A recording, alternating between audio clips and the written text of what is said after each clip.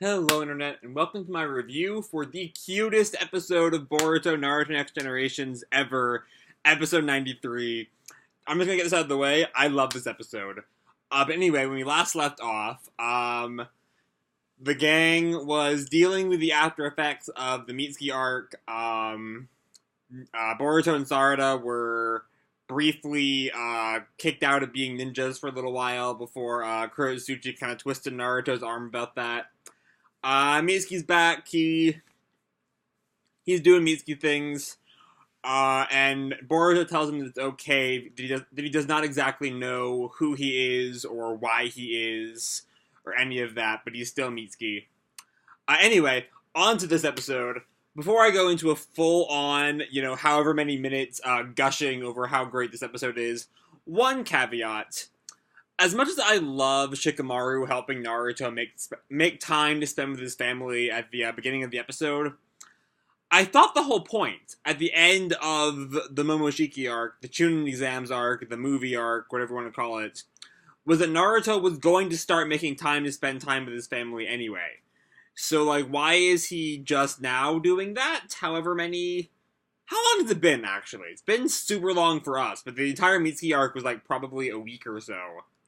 So I don't know actually how long it's been in universe, but anyway, it just feels like that was something that came up back in 66 when the Momoshiki arc ended.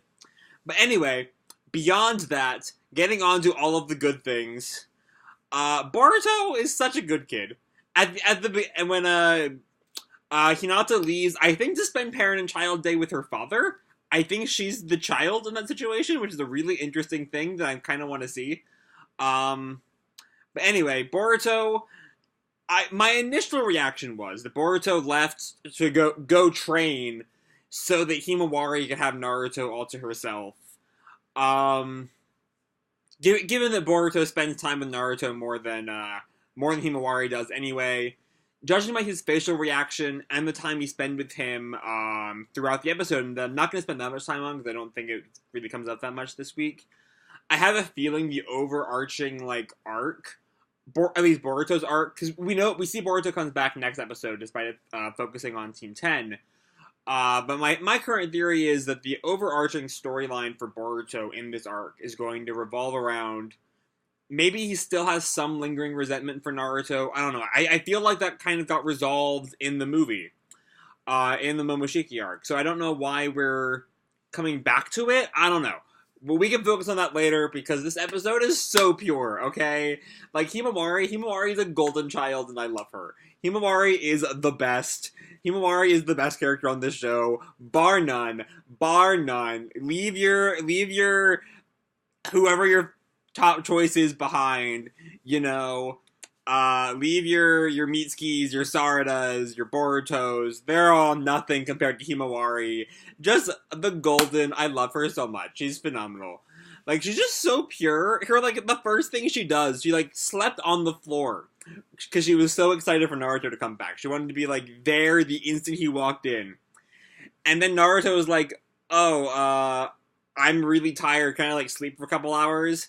Despite the fact that she's been, waiting for this, limited edition toy for, however long she's been waiting for. And she's like, oh, yeah, it's fine.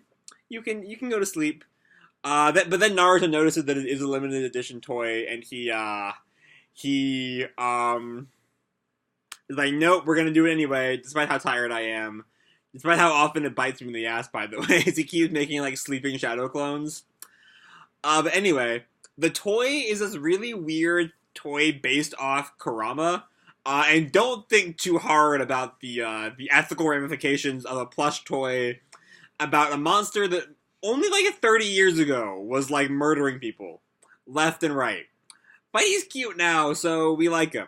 Naruto's always had a bit of a weird relationship with redemption. People seem to get off of things way too easily at times. This is one of the more absurd versions of that, though. Though being focusing more on the episode itself and less on the ramifications of Naruto as a universe, which you really should not do. Naruto's reaction to Himawari describing the Kurama toy is like the most dad thing I have ever seen. He's like half listening and he kind of gets it, but he's just really confused by it. That's what all dads are like. That's what like the best a dad can be. A dad cannot understand their child's interest any more than what Naruto does here. But anyway, they reach the toy shop, and who do they find but Kiba, who I think this is his first real role in Boruto.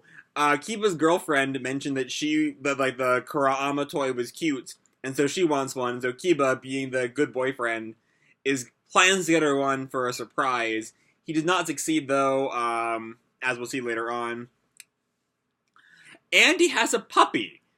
He has Akamaru still, but he also has a red dog named Akemaru. I'm going to have a wonderful little tangent about Akemaru at the end of the video. Just y'all wait. But anyway, they wait in line, and then Naruto leads Himawari under the watchful eye of the dogs, because you can always trust a venerable old dog like Akamaru. Kiba comes out disappointed that they ran out of Kurama toys. But Naruto's like, oh yeah, they had plenty! And he pulls it out, and it's a Shukaaku toy. And it's a Pananchikaku. And as I said a couple seconds ago, Naruto's just such a dad.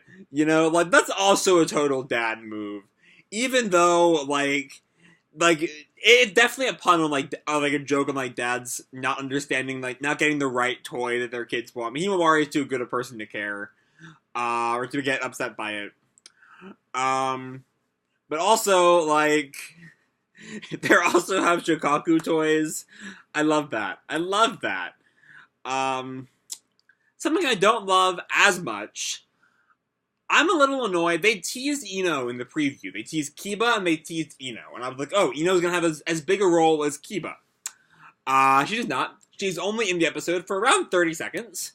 But you know what? Those 30 seconds are super adorable, so I'm not complaining too much. Then they go to 10-10 shop real fast, which continues this episode's hot streak of a perfect representation of different adults' relationships with, like, really young children. As both the first thing that both Kiba and 10-10 and maybe Ino, don't hold me to the Ino part. The first thing they both say upon seeing Himawari is like, "Oh wow, you've grown up so much. You were just a little baby the last time I saw you." Like, that's such an adult seeing, like, a child thing. That is absolutely, like, the thing that, like, all older adults say. That's a fact. You can quote me on that. But yeah, anyway, moving on to, the end point of the episode. Moving into the end game. Kiba finally finds a Kurama, and he decides to give it to Himawari, too, instead of his girlfriend, because he never actually told the girlfriend about all this. So, like, what a good uncle Kiba is. I love him.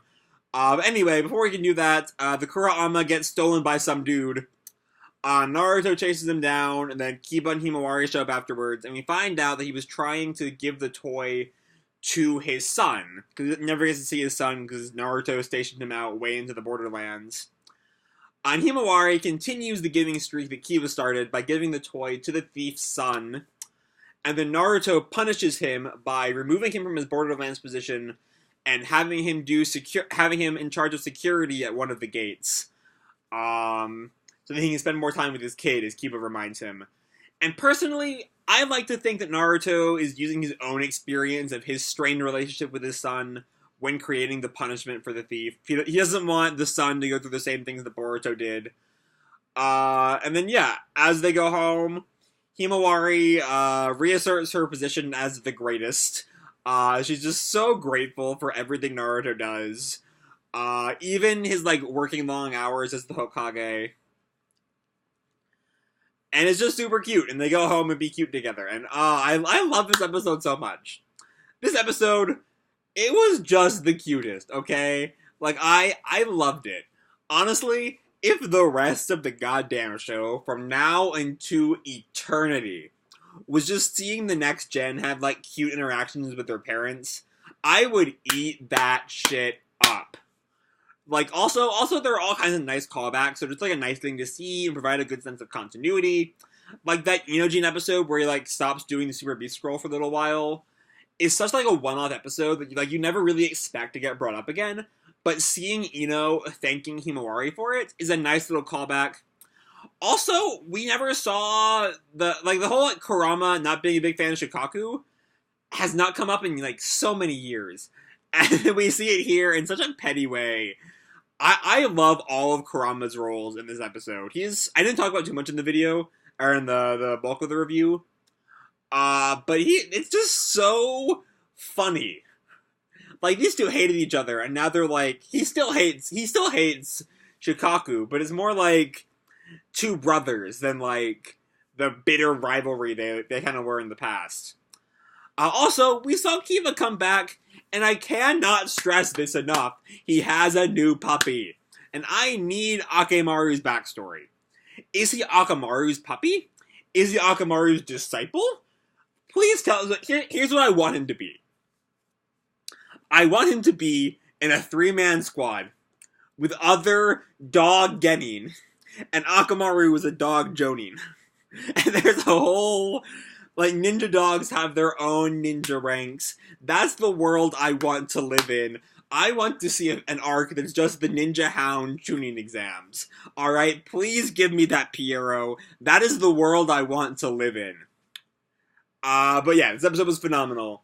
Next time, we get Team 10's perspective on Parent and Child Day, with some requisite Boruto, of course, and I imagine that's how the rest of this arc is going to go, with us seeing different characters. I think it's only supposed to go 3 episodes, though, so maybe we won't have too much after that part. But anyway, I'm going to leave this video off here. Hope you all enjoyed the episode and the video. If you did, feel free to drop me a like or subscribe or do whatever the fuck you want. I don't really care. And as always, people, keep kicking ass, and I'll see you in the future. Bye!